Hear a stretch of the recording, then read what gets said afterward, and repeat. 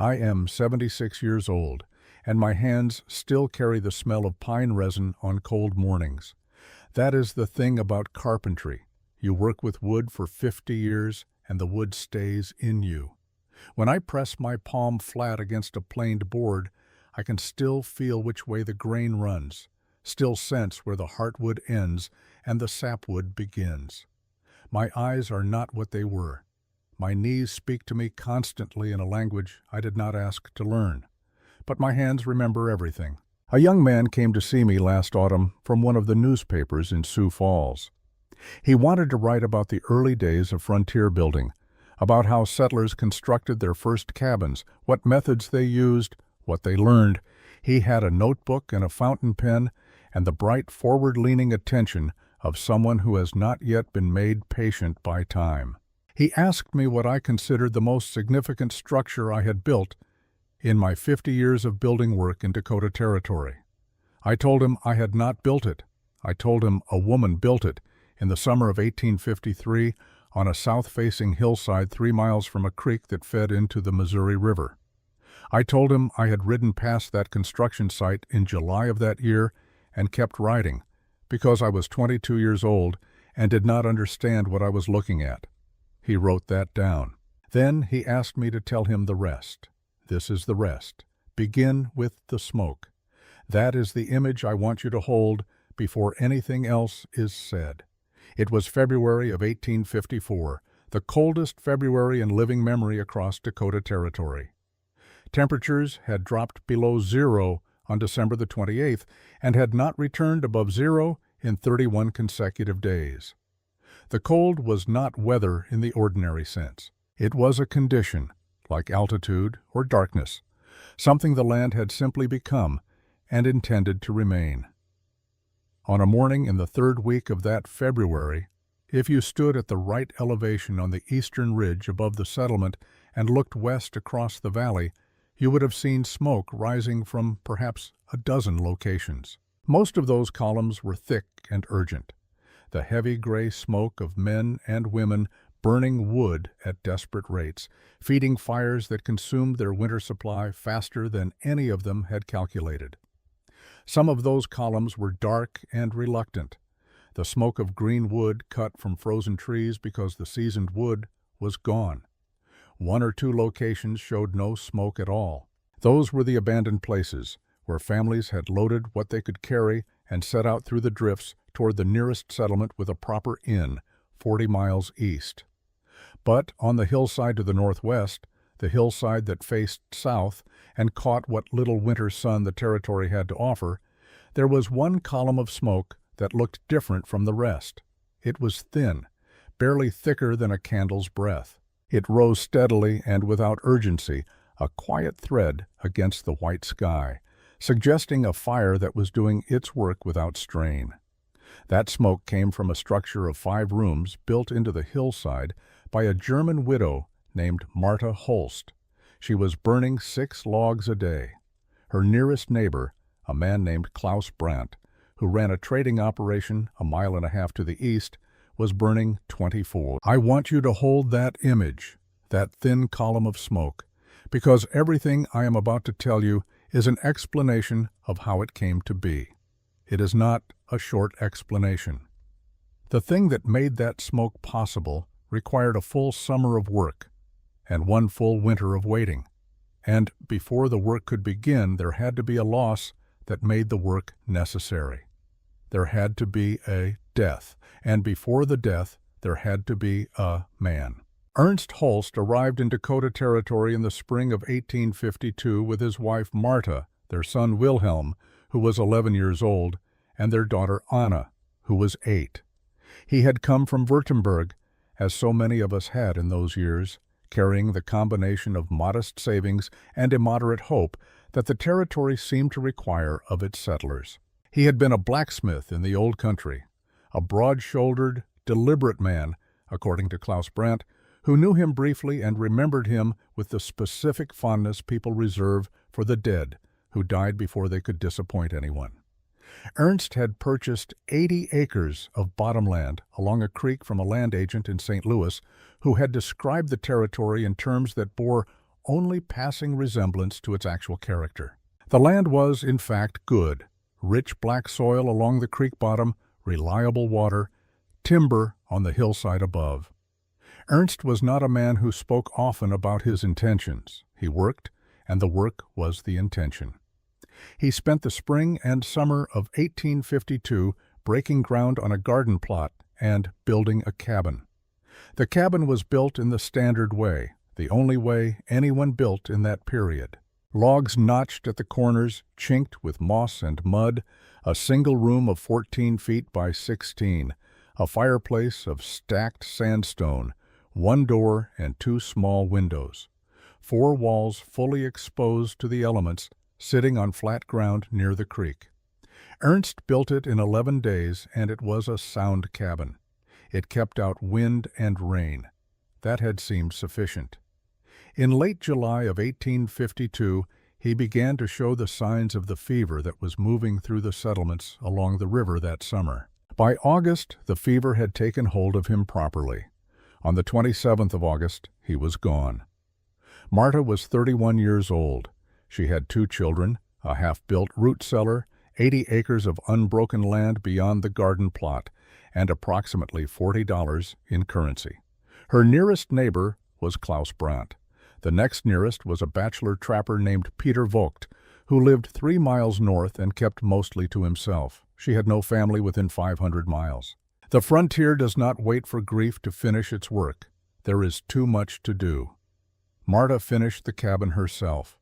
She came to Klaus Brandt twice that autumn, once to borrow a broad axe that had belonged to Ernst, which he had borrowed from Klaus the previous spring and had not yet returned, and once to ask a specific question about the proportions of a mud and moss chinking mixture for a log joint wider than usual. That was all. By October, the cabin was sealed, and she had a woodpile stacked against the south wall. The first winter, 1852 to 1853, was hard but not exceptional. Temperatures dropped to 20 below on several occasions. Marta burned through her entire woodpile and most of 2 additional cords by the first week of March. The interior of the cabin rarely rose above 45 degrees despite a fire burning constantly. Wilhelm developed a cough in December that did not leave him until April. Anna spent 2 weeks in January with her fingers wrapped in cloth because the skin at her fingertips had gone white and waxy. The first sign of what sustained cold does to the extremities of a child who sits too far from a fire that cannot heat the room it occupies. They survived. But when spring came, Marta sat down with a piece of charred wood and a scrap of board and did what she did with any problem that troubled her. She made marks. She calculated. She wrote down what she had observed. She had burned through her entire woodpile and most of 2 additional cords before March. The interior temperature had rarely risen above 45 degrees. Wilhelm had coughed for 4 months. Anna's fingers had gone white. Marta looked at her numbers and understood something with the particular clarity of a person who cannot afford to look away from a problem. The cabin itself was wrong, not poorly built. It was built as well as Ernst could build it, and Ernst had been a careful man. It was wrong in its fundamental design. 4 walls exposed to the full force of winter, bleeding heat in every direction at a rate that no fire she could maintain would ever overcome. She was not keeping her children warm. She was paying tribute to the cold, steadily and without end. And the tribute would never satisfy. There would be no second donated cord of wood next winter. There would be only what she built and what she learned. She began paying attention differently. In the spring of 1853, Marta made 2 observations that would determine everything that followed. The first came from the root cellar. Ernst had begun digging it the summer before he died, a simple excavation, 8 feet deep, carved into the south-facing slope of the hill behind the cabin, lined with flat stones and covered with an angled wooden door. In March of 1853, while surface temperatures were still dropping below freezing at night, Marta climbed down into the root cellar to retrieve the last of the stored turnips, and she noticed that the air inside was warmer than the air in the cabin. The cabin had a fire burning. The root cellar had nothing but earth and stone and darkness. And yet it was warmer. She fetched her tin cup, the one she used to monitor how quickly water froze at different distances from the cabin fire, and filled it from the water bucket. She set it at the back of the root cellar and went about her morning work. 2 hours later, she returned. The water read 53 degrees by the thermometer she had purchased at Brandt's trading post the previous autumn. Outside, the air was 31. She wrote the numbers down. Over the following weeks, she visited the root cellar at different hours, in different weather, each time with her cup and her charred stick. The numbers inside the root cellar varied by perhaps 2 or 3 degrees over an entire month. The surface temperature swung from 15 degrees at dawn to 55 in the afternoon sun. The earth was not merely blocking cold. It was maintaining a temperature of its own, steady and indifferent to whatever was happening at the surface. The second observation came from her son. Wilhelm had taken to exploring the hillside above the root cellar in the afternoons, as boys do. One day in late April he came to the cabin and reported with the specific excitement of a child who has found something physical and verifiable that there was a place up the slope where the ground was still warm if you dug down with your hands. Not merely unfrozen, warm. He had pressed his palm flat against the clay beneath a sheltered overhang of rock, and the earth had felt, he said, like something alive. Marta went up with him the next morning. She dug a test hole with a stick in the location he showed her and pressed her hand into the disturbed earth. The boy was correct. At a depth of perhaps 18 inches, the clay was noticeably warmer than the air. She moved 10 feet downhill and dug another hole. Cooler. She moved 10 feet uphill toward the sheltered overhang. Warmer still. The south-facing hillside was catching the low winter sun at an angle the flat ground around the cabin never could. The clay was absorbing that warmth slowly, over days and weeks, holding it the way a stone holds the afternoon sun long after dusk. She stood on the hillside with her children and looked down at the cabin Ernst had built. It sat on its flat ground by the creek, 4 walls exposed to every wind that had a mind to find them. Then she looked at the slope above her, at the dense clay beneath the thin soil, at the angle of the hill toward the south, at the depth of the root cellar Ernst had started and she had finished, and what the thermometer had read at its back wall for a month of careful mornings. Wilhelm asked her what she was thinking. She told him she was thinking about where to build the next house. There is a particular kind of thinking that does not announce itself. It does not arrive in a single moment of illumination, the way stories often tell it. It does not strike like weather. It accumulates the way clay accumulates warmth, slowly, over days and weeks, through the patient layering of one observation upon another, until the mass of what has been noticed becomes too heavy to ignore. Marta Holst was not the kind of person who described her own thinking in dramatic terms, and in the years I knew her, she never spoke of a moment when the design came to her whole. What she described, when she described it at all, was a series of questions, each one answered by the next, and the next, and the next, until the answer at the end of the chain was something she could draw on a scrap of board with a piece of charred wood. I have spent 50 years building things, and I recognize that kind of thinking. It is the rarest kind. It is rarer than skill and rarer than strength, and it cannot be taught to a person who does not already possess the habit of asking the next question rather than stopping at the first sufficient answer. Marta possessed that habit entirely. Through the spring and early summer of 1853, she extended her investigation beyond the root cellar and the hillside above it. Within 2 miles of the Holst property, there were 3 abandoned excavations.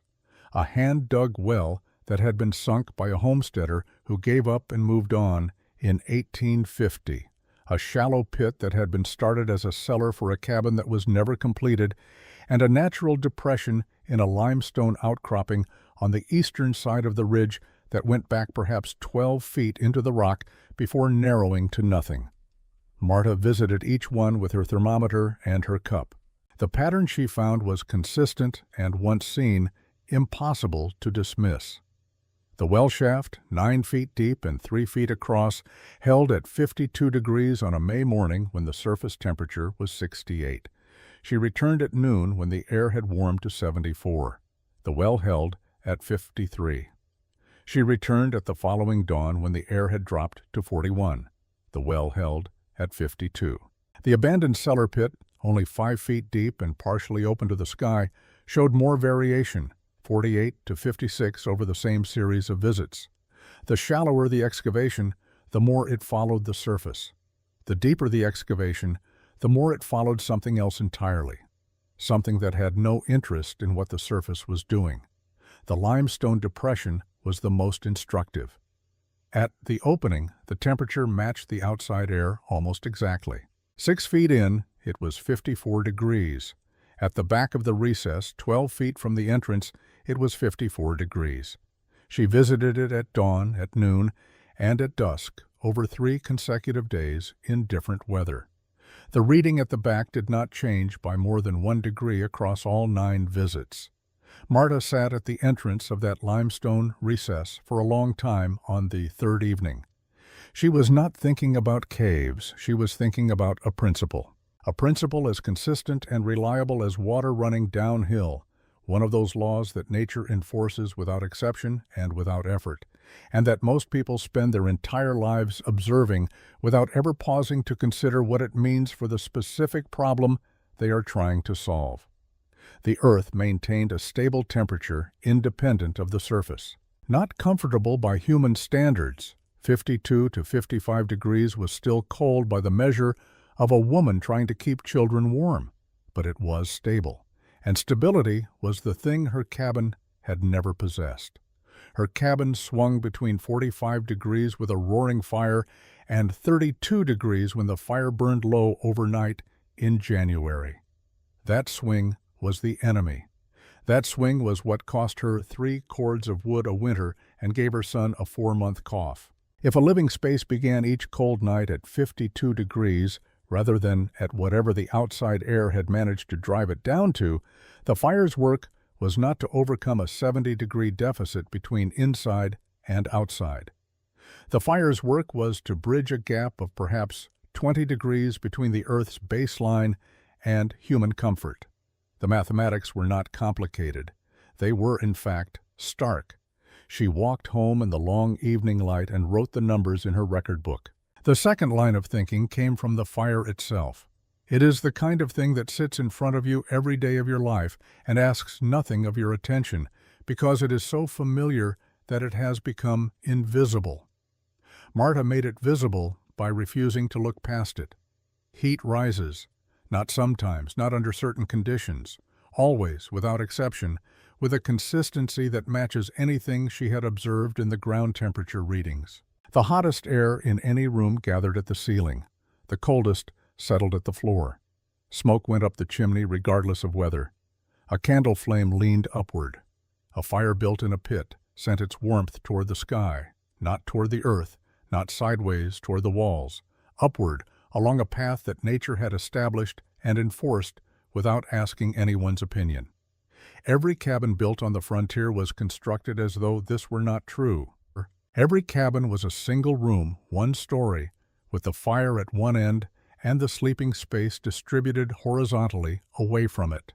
Heat rose to a ceiling that no one slept against and escaped through the sod or the shakes or the gaps in the chinking into the winter air above.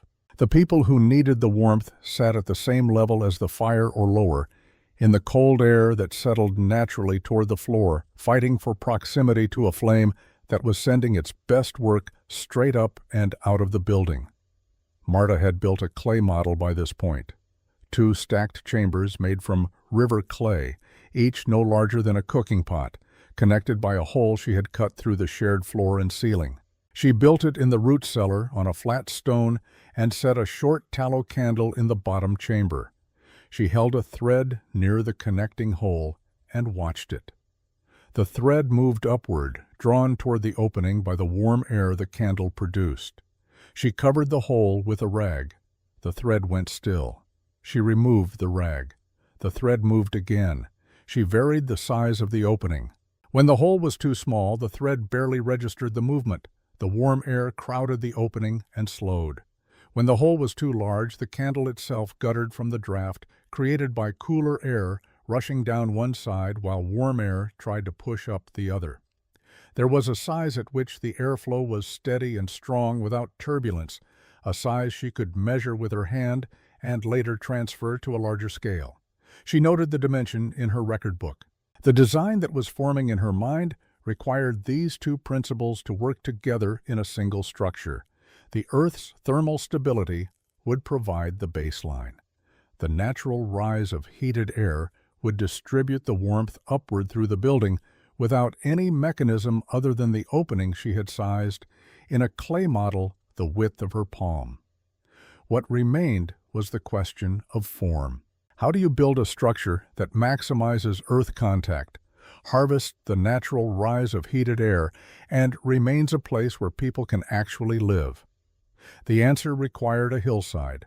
By late May, she had identified the site.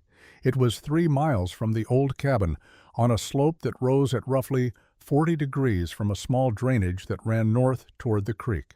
The hillside faced south-southeast, nearly due south, close enough that the winter sun, low and angled as it was in Dakota Territory, would strike the front walls for most of the daylight hours. The soil beneath the thin surface layer was dense clay mixed with small rounded stones, beginning about 18 inches down. She tested it in a dozen locations with a pointed stick. Consistent. Heavy. The kind of clay that holds its shape when you squeeze it in your hand and shows the impression of your fingers when you open your fist. Dense clay held heat better than loose sandy soil. She had learned this from her hillside tests. The same sun, the same exposure, but the clay retained warmth that sandy ground released almost immediately. The site had good natural drainage. The slope shed water rather than collecting it, and the angle of the terrain meant that spring melt would run downhill away from any structure built into the face. There was timber within a quarter mile. The creek was 40 yards below and uphill from the flat ground where a conventional builder would have placed a cabin, a longer carry for water, but that was a manageable inconvenience weighed against everything the hillside offered. She brought Wilhelm with her on the day she made the final decision. They stood together on the slope in the early afternoon, and she explained to him what she intended to build and why. Not a simplified version for a child's understanding, the full reasoning, the numbers from the root cellar, the clay model, and the thread, the calculation about bridging 20 degrees rather than 70.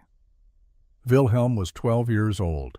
He listened with the particular focused attention of a child who understands that the explanation being given to him is the real one.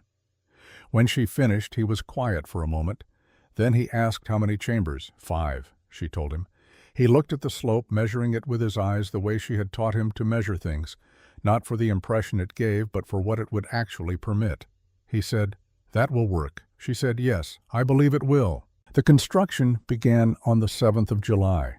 Marta started at the lowest point of the site, where the slope began its serious climb, and worked upward. The design called for 5 terrace levels, each one 8 feet higher than the previous, each one carved 10 feet back into the hillside beyond the level below. From a distance, once the excavation was underway, the result would look like a series of giant steps ascending the slope, which is, in fact, what it was. The work was excavation first and building second. Each level required removing several hundred pounds of clay and rock from the hillside before a single log could be placed. Marta dug in the mornings when the air was coolest, hauling the excavated material in buckets to build up the front edge of each terrace into a level platform. She rested during the worst of the afternoon heat and worked again in the evening. Wilhelm hauled buckets alongside her. Anna, who was 9, carried smaller loads and fetched water and gathered flat stones from the drainage below. The flat stones were for the foundations.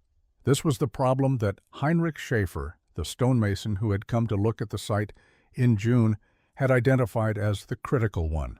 Schaefer was a former professional builder from Baden, the most technically knowledgeable man in the settlement, and Marta had gone to see him in early June, not to ask his opinion of the overall design, but to ask him one specific question about stone foundation sizing for a wall that would face asymmetric earth pressure rather than the uniform conditions a surface cabin encountered. He had answered the question directly and with precision, and she had thanked him and left in under 10 minutes. He told Klaus Brandt afterward that he had been surprised she only had one question. A hillside structure did not face the same forces as a cabin built on flat ground. 3 sides of each chamber would be in contact with the earth, rear wall and 2 side walls pressing forward and inward with the weight of the hill behind them. Only the front wall would be freestanding.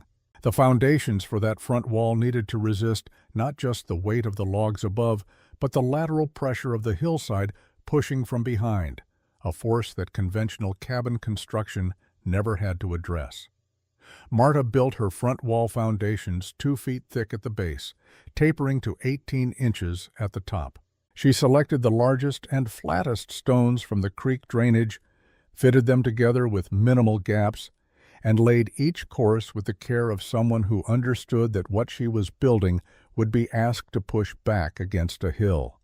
The sidewall foundations transitioned from full height at the front edge of each terrace to nothing at the rear, where the walls would rest against the earth itself rather than standing free of it. The foundation work alone took 3 weeks. Other settlers passed the site during that period and watched, sometimes for several minutes, before riding or walking on. The 5 terrace platforms carved into the slope had no obvious precedent in anything anyone had built in the territory. They looked, at that stage of construction, like earthworks for a purpose no one could name. Klaus Brandt came in mid-July, stood at the base of the slope, and studied the excavations for a long time before speaking. He was not an unkind man. He asked whether she was certain about the approach. She told him she was. He nodded slowly and said he would bring her a cord of emergency wood in January if she needed it. She thanked him and told him she did not think she would. Peter Vogt rode past on a Thursday morning in late July when she and Wilhelm were hauling stones from the drainage. He pulled his horse up at the bottom of the slope and looked at the 5 terraces for a long moment, then looked at the 2 figures carrying stones up the grade in the morning heat. He said it looked like a staircase to nowhere. He said he had seen badgers dig with more system. He said he would be back in November with a sled to help her move to the Brandts' barn, and that there would be no shame in it for a woman alone. Marta did not look up from the stone she was carrying. Wilhelm, to his considerable credit, also said nothing. Vogt waited a moment for a response that did not come, then turned his horse and rode north. The foundations were ready by the first week of August. 5 terrace levels with stone foundations solid enough, Schaefer would later say, to support a courthouse. The hillside had been shaped. The building was about to begin. Let me tell you something about construction that most people who have not done it do not understand. The work that shows, the log walls, the fitted corners, the visible face of a building, is not where a structure is decided. A building is decided in its foundations and its connections, in the parts that will be buried or enclosed or simply forgotten once the finished surface covers them over. Any experienced builder will tell you that the most consequential hours of any construction are the hours spent on work that will never again be seen by anyone. The work that cannot be inspected once it is done, the work that either holds or does not hold, with no possibility of correction after the fact, because the fact is 10 feet of hillside sitting on top of it.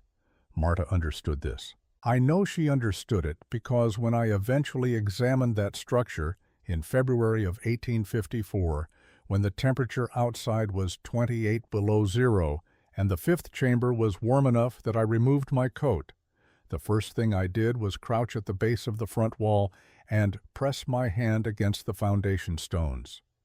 They did not move. There was not so much as a hairline crack in the mortar between them. The hillside had been pushing against that wall for 4 months of freeze and thaw and freeze again, and the wall had simply declined to be moved. That is what 3 weeks of foundation work looks like when the person building it understood what she was building against. The log work began in August. The bottom chamber went up first. This was the most critical level of the structure, the room that would house the single fireplace, the one heat source from which everything above would draw its warmth. If the bottom level failed in any respect, all 4 levels above it would fail as well, and no amount of sound construction above could repair what was wrong below. Marta selected her timber with a precision that other settlers in the territory would have considered excessive. She walked the stand of mixed timber on the upper slope for 2 full days before cutting a single tree, looking for straight trunks of consistent diameter, roughly 10 inches across, without significant taper or irregular growth. She rejected trees that had any visible twist in the grain, any large knots near the midpoint of the trunk, any irregularity that would create a gap when the logs were stacked.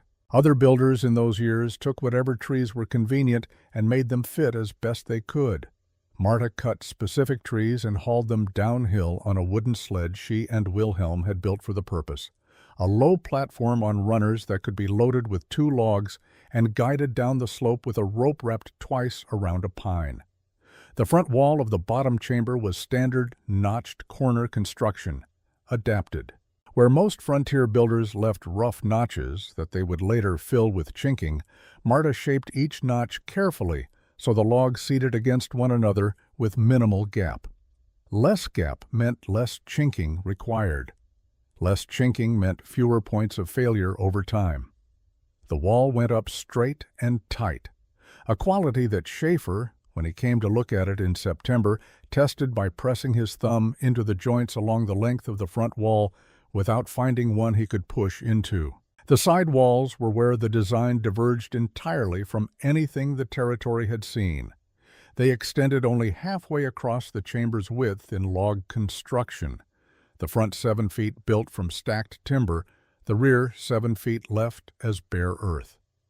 The hillside itself formed the back half of each side wall, and the rear wall of the chamber was simply the carved face of the slope, smoothed with a flat spade and left exposed.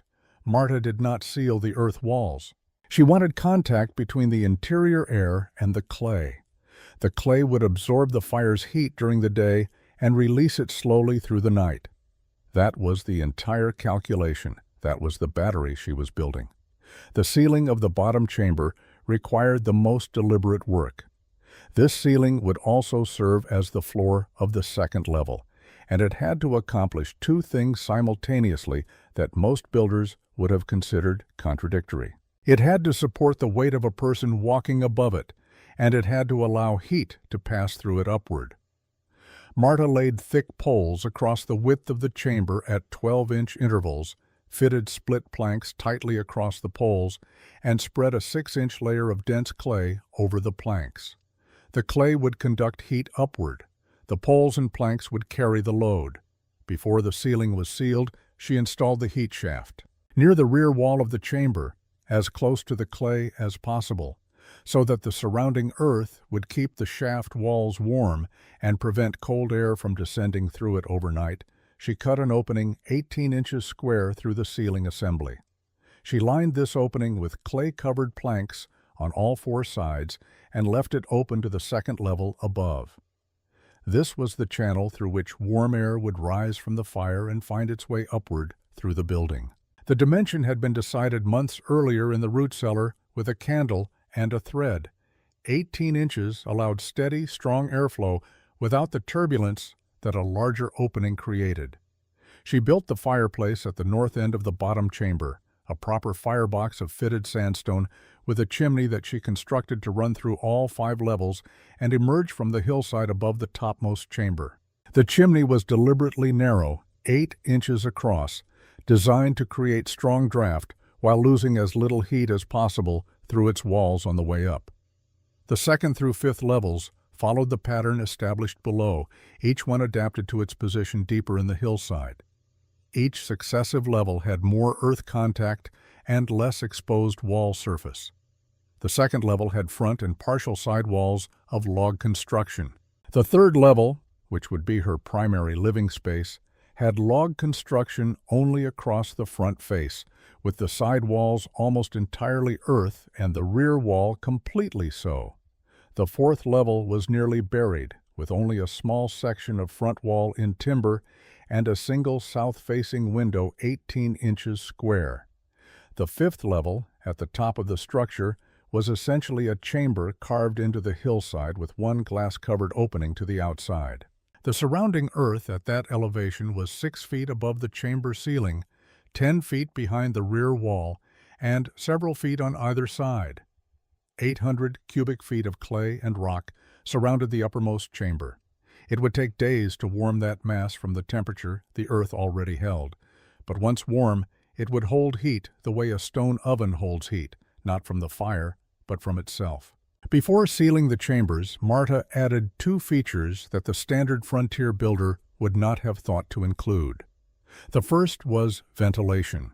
5 sealed chambers with a burning fire required air exchange, and without it, the interior would accumulate moisture that would destroy the chinking from the inside within a single winter. She carved narrow channels through the rear clay walls of the 3rd, 4th, and 5th chambers, 3 inches wide, angled upward at roughly 20 degrees so that cold air could not fall through them, while warm, moist air could escape outward. Wilhelm discovered their function one afternoon while she was working above. He held a tallow candle near the opening of one of the lower channels and watched the flame lean steadily toward it, drawn by the slight outward movement of air. He called up to his mother. She came down and looked at the flame for a moment and then told him to note the angle of the channel in the record book. The second feature was drainage. One wet week in August had shown her how water moved across the excavated terraces during rain.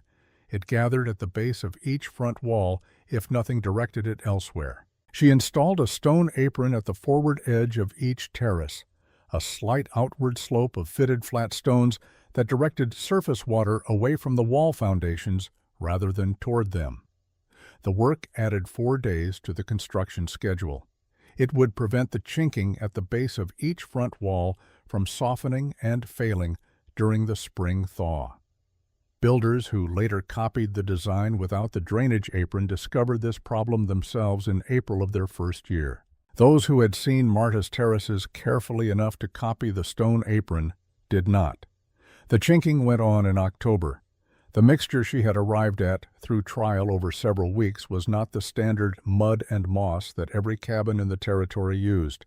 The base was powdered clay from the hillside, dried, reduced to fine powder, then mixed with water to a thick paste. Into this she worked dried grass from the meadow below, fibers 6 to 8 inches long, mixed thoroughly throughout the clay.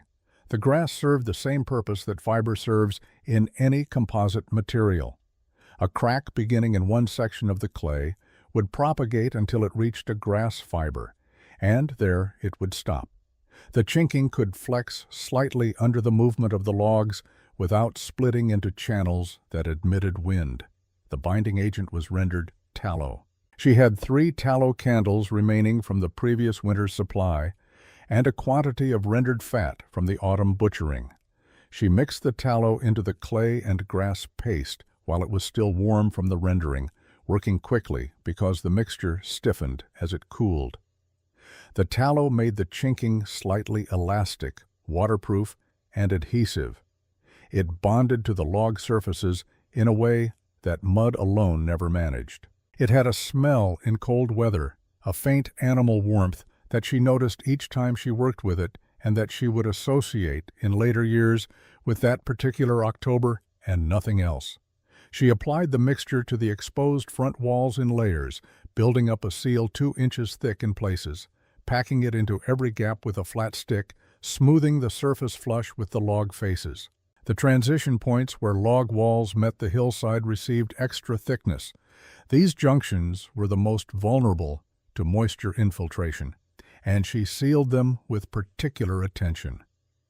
It was during the final week of chinking, while she was working on the 3rd level, that she found the broad axe. She had gone into the root cellar to retrieve a bucket and found it leaning against the back wall where it had been since the previous spring, still wrapped in the oiled cloth Ernst had used to protect the edge. He had borrowed it from Klaus Brandt before the fever took him and had not lived to return it. She stood in the root cellar for a moment with the axe in her hands. Then she carried it up to the construction site and used it for the remaining work on the 4th and 5th level walls. She used it for 2 weeks. When the chinking was complete and the structure was sealed, she cleaned the blade, rewrapped it in its cloth, and carried it to Klaus Brandt's trading post without comment or explanation. He took it from her and set it on the shelf behind the counter and said nothing either. Some things do not require words on the frontier because there are no words that would not diminish them. By the last week of October, the structure was complete. The 5 levels were sealed and weather-tight. The heat shaft ran from the bottom chamber to the top. The ventilation channels were in place. The drainage aprons at each terrace level had been fitted. The south-facing windows were covered with oiled canvas stretched over wooden frames. The door at the bottom level was heavy planking, fitted tightly in its frame. Marta moved her household goods inside during the final days of October, distributing supplies across the levels according to their temperature requirements. Preserved foods went to the bottom chamber, which would remain the coolest. Tools and materials on the 2nd level. Working and living space on the 3rd, where she placed the small table and the 2 chairs. Personal items on the 4th. The sleeping platform she built in the 5th chamber, raised 2 feet off the floor, positioned to put the sleeping surface in the zone where stratifying heat would gather, warmest near the ceiling, coolest near the floor. She lit the first fire on the 3rd of November, a small fire of split pine, enough to test the draft and begin the long process of warming the thermal mass that surrounded the upper chambers. The results were disappointing, not wrong, not broken. Disappointing in the specific way that a system designed for winter conditions disappoints when winter has not yet fully arrived. The bottom level warmed quickly in the vicinity of the fire. The 2nd level showed slight warming. The 3rd level, where she spent most of her time, sat at 49 degrees. The 4th held at 47. The 5th, the sleeping chamber, the room she had calculated would be warmest of all, registered a stubborn 45. 2 degrees of range between the warmest level and the coolest. Not the 12 degrees per level she had calculated, not the 60-degree spread across 5 levels that her record book described. Word moved through the settlement the way word always moved, through the informal traffic of men who stopped to trade or ask about supplies and left carrying observations along with their goods. Klaus heard the temperature reports and came to see her in the 2nd week of November. He sat at her table in the 3rd level and drank the coffee she made and looked at her record book with the expression of a man reading a document he had hoped would say something different. He pointed out carefully that her fire was burning through wood at a rate not dramatically better than a standard cabin, and that the interior temperature, while not dangerous, was not what she had described to him in the summer. She agreed with his arithmetic. She explained that the hillside had absorbed warmth through the entire summer and autumn. Months of heat stored in the clay surrounding her chambers were still radiating outward, masking the temperature gradient she needed. She needed the surface earth to freeze. She needed the shallow soil to become a cold shell so that the deeper clay could function as the stable baseline she had measured in her root cellar tests. Only then would the contrast between the frozen surface and the warm interior mass create the gradient her design required. She needed colder weather. Klaus looked at her across the table for a long moment. Then he said again that he would bring her a cord of wood in January if she needed it. That same week, Peter Vogt sent word through Klaus that Kurtz's staircase, the name had somehow traveled 3 miles north to Vogt's trapping operation, and adhered to the structure with the stubbornness of nicknames that begin in mockery, was performing no better than a root cellar with pretensions, and that his offer of the barn still stood. She maintained the fire. She recorded her temperatures twice daily. She waited.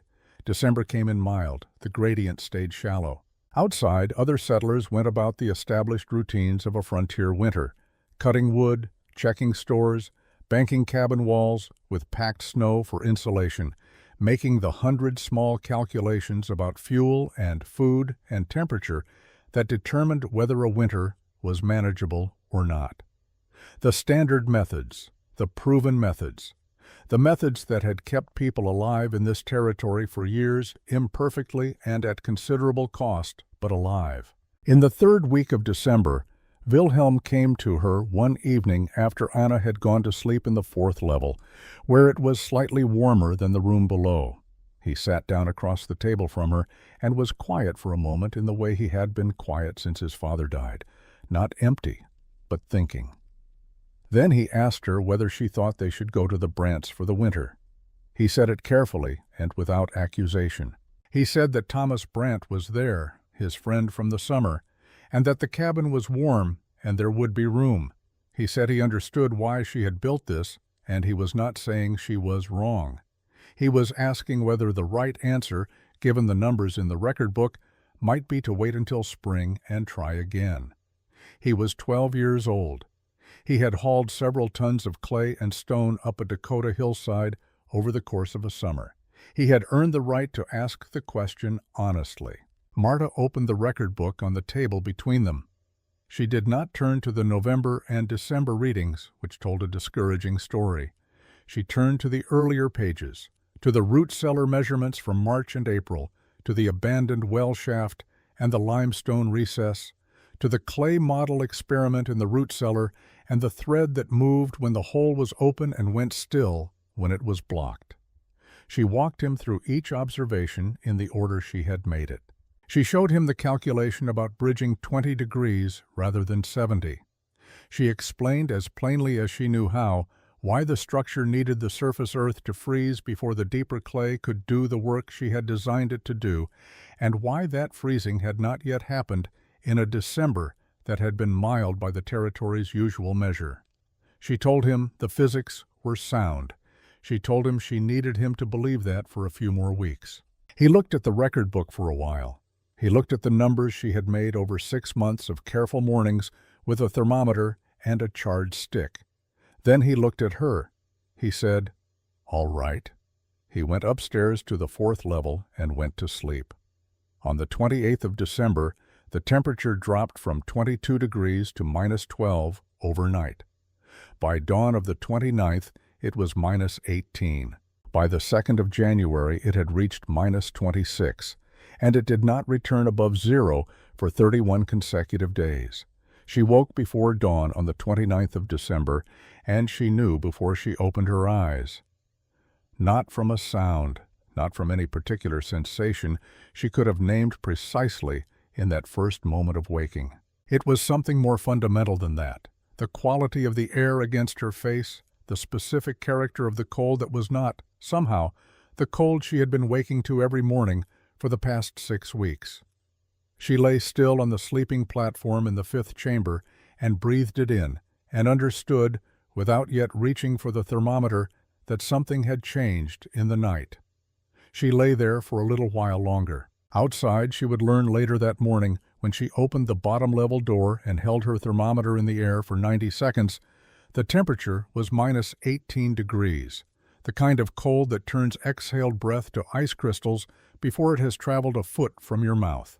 The kind of cold that makes the timber in a standard cabin contract and crack in the night like a rifle shot, startling people awake and reminding them that the structure around them is fighting a battle it was not built to win.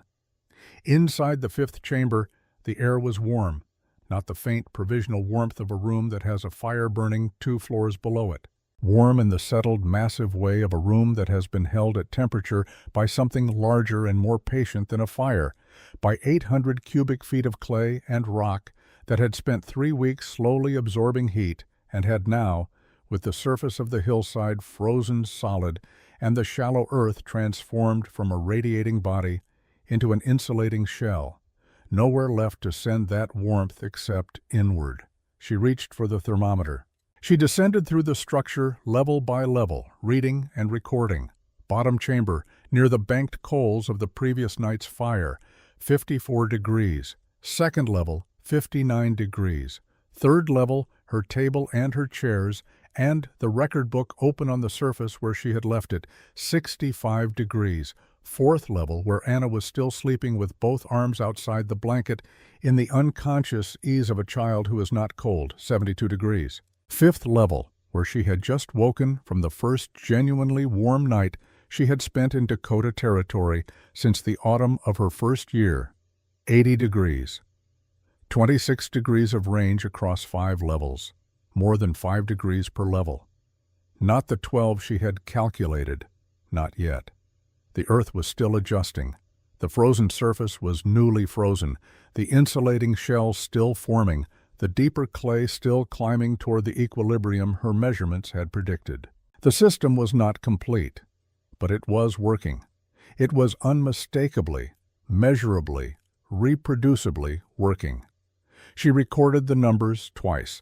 Then she sat at the table in the third level in the warmth of a room that by every prior measure of her experience in this territory should have been cold enough to see her breath in, and she was quiet for a while. I did not ask her, in later years, what she thought about in that moment. I have wished, occasionally, that I had. But I did not ask, and she did not say. And I think perhaps some moments are accurately represented by the silence around them rather than by any account of what filled them.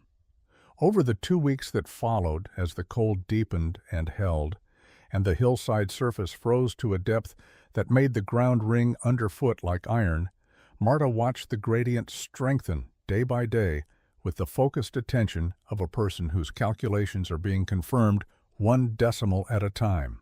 By the 15th of January, the readings were these: bottom chamber 54 degrees, second level 63, third level 73, fourth level 84, fifth level 94 degrees, 40 degrees of range, nearly 8 degrees per level. She was burning 6 logs a day. Outside, the world was in serious difficulty. Klaus Brandt had stockpiled what he calculated was sufficient wood for a normal winter. By the 20th of January, he had burned through 2/3 of it. His interior temperature in the main room held between 40 and 44 degrees, with the fire burning constantly. His youngest daughter, a girl of 6 named Hannah, had developed the white fingertips that Marta recognized from the previous winter, the color that appears when a child sits too far from a fire that cannot heat the room it occupies. Klaus wrapped the child's fingers in cloth. He looked at her hands wrapped in cloth and understood, in the particular way that fathers understand things when they are looking at their children, what those wrapped fingers meant about where the warmth was and where it was not. Peter Vogt had not been seen at the trading post in 2 weeks. Klaus rode north on the 23rd of January and found him in his cabin burning the last of a set of trapline marker posts he had accumulated over 4 years of working the territory, cedar stakes cut to length and painted with a distinctive mark so he could find them in deep snow. Each one represented a location on his trapline. He was burning his next season's working infrastructure to survive the current night. His fingers had the gray-white cast of early frostbite at the tips. There was no food in the cabin that did not require cooking, and his fire was not hot enough to cook with. Klaus brought him back to the Brandt place, which was itself dangerously cold. 2 sick people in a 44-degree cabin with a diminishing wood supply. It was that night, the 25th of January, the temperature outside at -30 degrees, that Klaus made his decision. He told his wife where he was going. He put on every layer he owned. He walked 1.5 miles through the dark and the cold to the Holst hillside. I have heard Klaus Brandt describe that walk on 2 occasions, years apart, and he described it the same way both times. He said he did not think about much during it. He said the cold was thorough enough that sustained thinking was difficult, and in any case he knew where he was going and why. He said the only moment that gave him pause was when he came around the base of the hill and looked up and saw the thin line of light at the edge of the bottom level door, not the urgent orange flicker of a fire being worked hard, but the steady, patient glow of a fire doing modest work in a room that did not need very much from it. He knocked. She opened the door before he had fully decided how to present himself, which he said afterward was a relief. He stepped into the bottom chamber and stopped. The air was 54 degrees, cool by the standards of the levels above it, but 20 degrees warmer than his own main room with its fire burning flat out, and 84 degrees warmer than the air he had just walked through. He stood there for a moment before she said quietly, "To go up." He went up. At the third level he stopped again and stood at the top of the steps for a long moment. Anna was asleep at the small table with her head on her arms and a book open beneath her cheek. She was not bundled. She was not near the stove because there was no stove on this level. The warmth came from below, from the shaft and the walls and the clay that surrounded the chamber on three sides and held what the fire had given it. She was simply a child asleep at a table in a warm room, the way children sleep at tables in warm rooms everywhere, as though warmth were ordinary and expected and nothing to remark upon. Klaus looked at her for a moment, then he continued up. He sat in the fifth chamber with the thermometer reading 94 degrees and the temperature outside at -30, and he put his face in his hands, not from grief, or not only. From the accumulated weight of the previous 6 weeks, and the walk through the dark, and the child asleep at the table, and the specific exhausting relief of a man who has been frightened for a long time and has arrived, unexpectedly, somewhere safe. After a while he asked how much wood she was burning. She told him 6 logs a day. He had been burning 24. She opened the record book on the platform between them and read him the numbers from the 15th of January, level by level, in the same order she had recorded them. He wrote them in a small notebook he carried. She read him the root cellar measurements from the previous spring and the abandoned well shaft and the limestone recess. She explained the heat shaft and the ventilation channels and the drainage aprons and the rendered tallow in the chinking. She read him everything she had written since the first morning she had taken the tin cup into the root cellar and noticed, with the attention she brought to everything, that the number was different from what she had expected. He wrote it all down. He was gone by midnight, back into the cold with his notebook inside his coat. Peter Vogt came 3 days later, on his own, on foot. He stood at the bottom level door and said, without quite meeting her eyes, that he had been told the structure was performing as she had said it would. She confirmed that it was. He asked if she would show it to him. She showed him everything, each level, the shaft, the foundations, the angle of the drainage aprons, the ventilation channels in the rear walls. He asked specific questions about the clay density, about the shaft dimension, about how she had determined the tallow ratio in the chinking, and she answered each one directly. At the end he stood for a moment looking at the rear clay wall of the fifth chamber, his hand pressed flat against it in the way that people press their hands against warm things to confirm that the warmth is real. He said he had a south-facing slope on the east side of his property. Good clay. Timber within a quarter mile. She told him that sounded suitable. He said he would need to borrow her record book. She told him she would read from it while he copied what he needed. The record book stayed with her. He spent 2 hours at her table with his notebook. When he had what he came for, he thanked her and left. He did not mention the badger's den. She did not mention it either.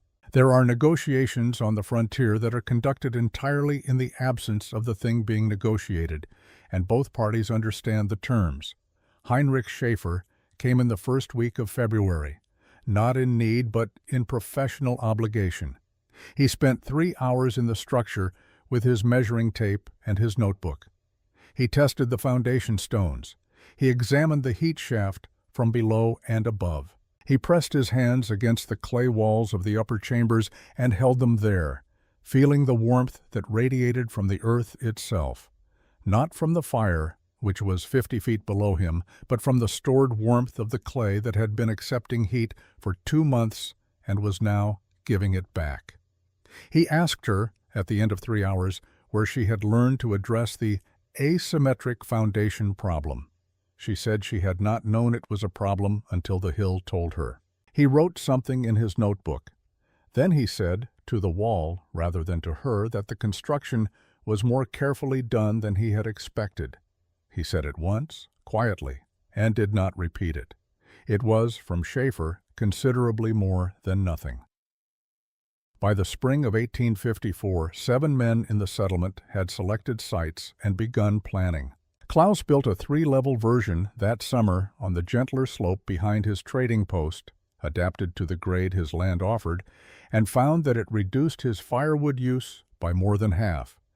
Vogt built 4 levels with stone-lined interior walls, his own modification, tested against Marta's clay wall approach, which warmed faster and held less steadily, a trade he considered acceptable for a man who kept irregular hours. Schaefer drew detailed plans based on his February measurements and shared them with anyone who asked, noting in the margin of every copy that the design was Holst's and the principles were her work and not his own. He was consistent about this in a way that, I have come to think, cost him something, because builders of his training and pride do not easily credit work they did not do. He did it anyway. I built my own 4-level version that summer, working from Marta's record book 1 chapter at a time. I made one error. I cut my heat shaft 14 inches across rather than 18, reasoning that I could save material. The upper levels underperformed. In November, I widened the shaft to 18 inches, and the gradient improved within a week to what her calculations had predicted. I have thought about those 4 inches many times since. They were the 4 inches between a man who followed instructions and a man who understood why the instructions said what they said. I did not understand why until I cut them wrong. That is a smaller version of what the entire community had done, in a sense. We had looked at what she was building and measured it against what we already knew, and we had found it wanting, and we had been wrong, not because we were foolish, but because the thing she had built did not fit the pattern of anything we had built before, and patterns are what experienced people reach for first. It takes a particular kind of evidence to dislodge a pattern that has served you for years. The evidence arrived in January of 1854 in the form of -30 degrees and a fire burning 6 logs a day, and it was thorough. Marta Holst remarried in 1857. The man was a widower named Jonas Reinfeldt, no relation to me, though in a German settlement of that size the surname circulated in a limited range. He had come to look at the structure in the spring of 1855, one of 7 men planning to build that summer. He asked careful questions. He was the only one who asked about the drainage aprons without being prompted. I remember watching him stand on the second terrace and study the stone apron at its front edge, then look up the slope at the others, working out the system with his eyes, before he asked the question. I did not think anything of it at the time. I was 24 years old and thinking about foundations. 2 years later, they were married. The first project of their combined household was a 3-level earthen terrace structure at his property, built that summer with Jonas and Wilhelm doing the labor while Marta directed the design. Wilhelm was 16 by then. He had been directing his own portions of the work for 2 years and needed very little instruction. He became a builder himself in the years that followed, working in Dakota and later in Wyoming, known in both territories for a specific capacity. He could look at a hillside and tell you in a few minutes whether it would support an earth terrace structure, what the clay composition likely was at depth, how many levels the grade would allow. He had learned all of this on a Dakota hillside in the summer of 1853, carrying buckets alongside his mother, and he carried it with him for the rest of his working life. Marta died in the spring of 1879. She was 58 years old. Her name is not in any history of the territory that I have found, which does not surprise me and did not surprise her, I think. She was not building toward a record. She was building toward a winter her children could survive, and then toward the next winter, and the one after that. And in the course of doing so, she assembled a set of principles that other people carried forward into structures she never saw, in locations she never visited, through winters she did not live to see the end of. That is how most useful things travel. Not in books, not under anyone's name. through the hands of people who learned them from other people and adapted them to their own hillsides and their own clay and their own children who needed to be warm. I am 76 years old. My knees have their complaints, and my eyes have reached a reasonable accommodation with the limits of age. But my hands still carry the smell of pine resin on cold mornings, and in February, in the deep cold of a Dakota February, which has not softened appreciably in the 53 years since the winter this story is about. I still press my palm flat against the clay wall of my 5th chamber before I light the morning fire. The wall is warm. It is always warm in February. It has been warm in February every year since I built this place in the summer of 1854, because the clay surrounding it holds what the autumn gives it and returns it through the winter with a patience and consistency that no fire I could maintain would ever match. I press my hand against the wall, and I think about a woman standing on a hillside in the spring of 1853, looking down at a cabin that was built correctly and was wrong. I think about a tin cup of water in a root cellar and the number 53, and a boy who found warm clay under a rock overhang and thought his mother would want to know. I think about a thread held near a hole in a clay model, moving upward in the root cellar candlelight, demonstrating a principle that heat had been demonstrating since the first fire anyone ever built, a principle that was simply waiting, with the patience that natural laws have for the people who have not yet noticed them, to be recognized and used. She did not discover anything. The earth was always warm at depth, the heat was always rising, the hillside was always facing south. She simply stopped walking past it.